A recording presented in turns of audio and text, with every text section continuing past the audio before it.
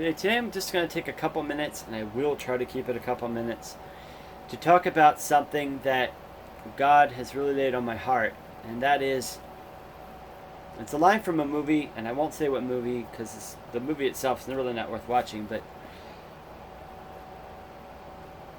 people don't build walls to keep people out. They build them hoping others will tear them down. Meaning, when people are hurt, and everybody suffered some sort of hurt, they build walls to protect themselves, but at the same time they want someone to tear down those walls so they can be free again. It's so easy to look at somebody as being arrogant, prideful, or holier than thou, or better than everyone else, whatever term you want to put there, when really they're probably just shy or awkward or don't know what to do. You see, being a soldier is not the only way to get PTSD. PTSD is simply post-traumatic stress disorder. That means any stressful, traumatic event can cause you to have PTSD.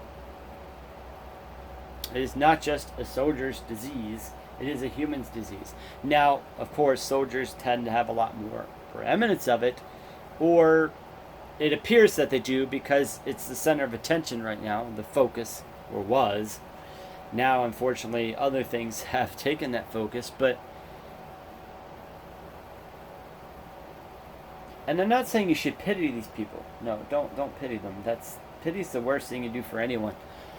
What they need is for you to see past their hurts. And let's face it, you've been hurt by people, and you didn't want it to be defined by that hurt.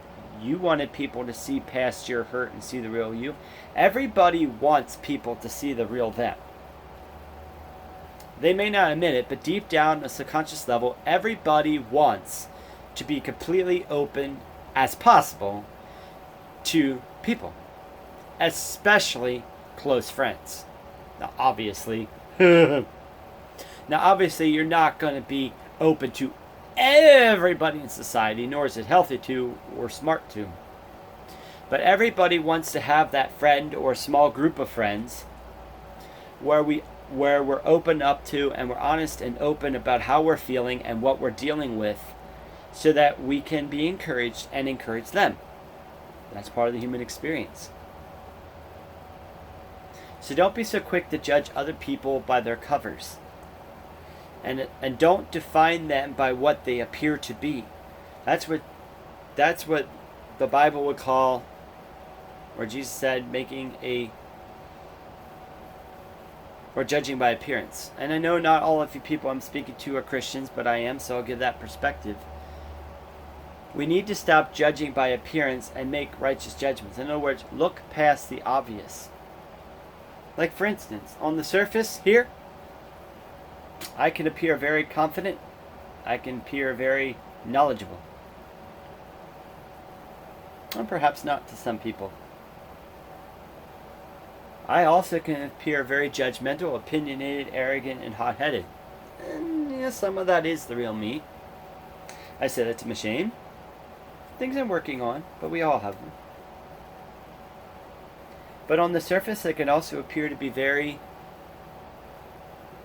holier than thou.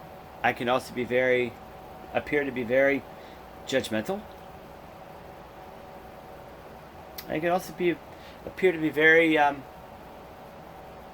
standoffish, unapproachable, if you will. Even angry. But all those are my defense mechanisms. My walls, if you will. Because when I was abused as a kid, I would get angry because then I didn't feel hurt. The problem is, anger may be a good tool in its place, but when it becomes your master, you got a problem. Now, thankfully, I've worked through all that. Yeah, I still get angry because I'm human, but I tore down a lot of my walls, only to find others barricaded me out. And that's a little my fault Because when I was a teenager, I was so hurt, I pushed everybody away, assuming they were going to hurt me. But I can tell you from experience, I was looking for someone to see past my walls, see my value as a human being, and come and tear down those walls and teach me how to be a friend. Because whereas I am told, this is not me puffing myself up, I'm told that I am a great teacher, I'm learning to be a great pastor anyways, but I'm a great teacher, God really speaks through me, so I'm good at the prophetic. Not that I want to take credit for that, because that's God. But I'm good at what I do. So, I'm good at being a teacher, I'm good at encouraging others, I'm good at being Rob the pastor, if you will. What I'm not so good at is being Rob the human being. Rob the friend. And you can ask the few friends I do have, I am very terrible at maintaining contact with friends. If I even for a moment think that I'm being a burden to them, I will pull back and I will virtually cut off all contact, because I don't want to be the one constantly talking first, constantly texting first. Because I went through a phase, and maybe it's because I was told that I was a burden or whatever. If I feel like I'm being a burden and being too pesty or even remotely stalker-like, I'll pull back and I won't talk at all, waiting for them to talk to me. And as such, I have not had very many healthy friendships in my life. Period. And that's true, I haven't had very many friendships in my life. Healthy ones anyways. Because a lot of times when I have pulled back, they stop reaching out to me. And that's when I realized that I was in fact carrying the friendships. But I also realized there's certain things that I can't learn on my own. I need people to teach me how to be a friend. Because you can't learn how to be a friend on your own.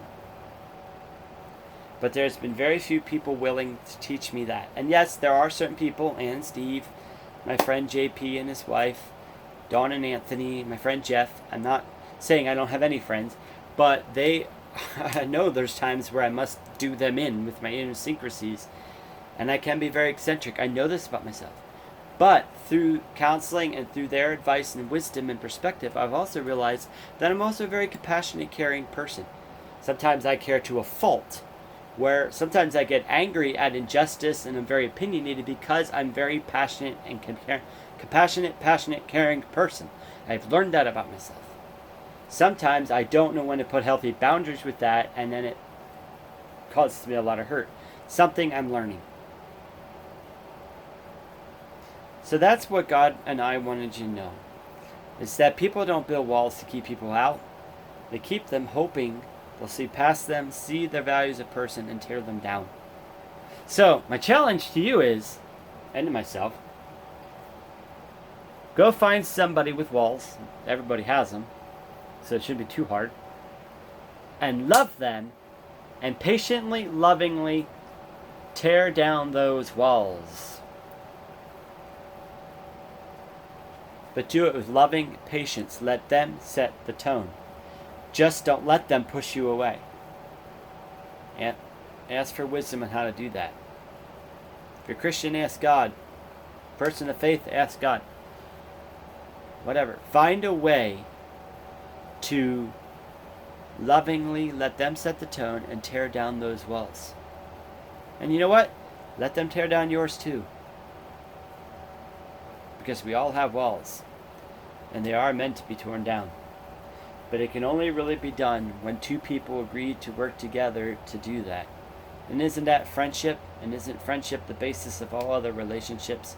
Well, personal relationships anyways. Any rate, I've said enough. If this has really spoken to you, gotten through to you, whatever, comment down below. Share your experiences. We're all here to encourage one another. Also, don't forget to like, give it a nice thumbs up, hit subscribe, that wonderful bell. And you know what? My social media information is down below. Feel free to reach out and contact me any way you want. I love to encourage you as well.